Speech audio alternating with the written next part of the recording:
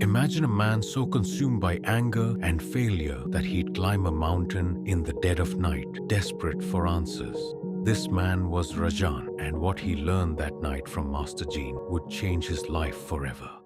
Master, I've heard you have answers. Tell me, why do I keep failing? Why does life treat me unfairly? Master Jain, known for his profound wisdom, didn't flinch. Instead, he opened his eyes, looked at Rajan, and gestured for him to sit. But Rajan was impatient. I don't need silence. I need answers.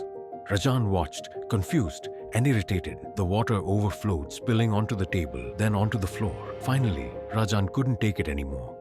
What is this supposed to mean? Are you mocking me? This bowl is your mind. It is filled to the brim with anger, pride, and blame. No matter how much wisdom I try to pour into it, it will only overflow and be wasted. First, you must empty your mind.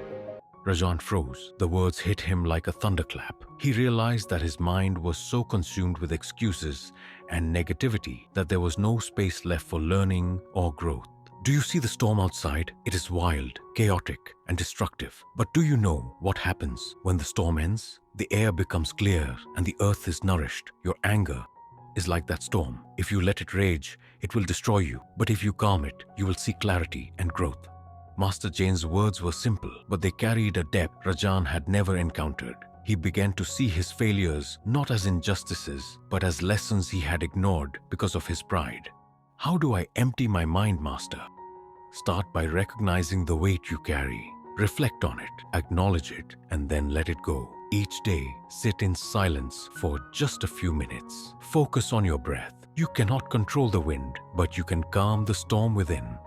Over the next few months, Rajan practiced what he learned. He began each day with silence, letting go of anger and pride. Slowly, he rebuilt his relationships, sought help when he needed it, and embraced failure as a teacher.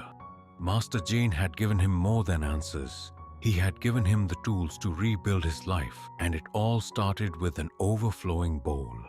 So I'll leave you with this question. What's overflowing your bowl? Is it anger? Pride? Blame? Maybe it's time to empty it and make space for growth. Join the Driven Soul's journey for more life-changing stories. If this lesson inspired you, share it with someone who needs to hear it. Remember, sometimes the smallest change can spark the biggest transformation. Are you ready to start yours?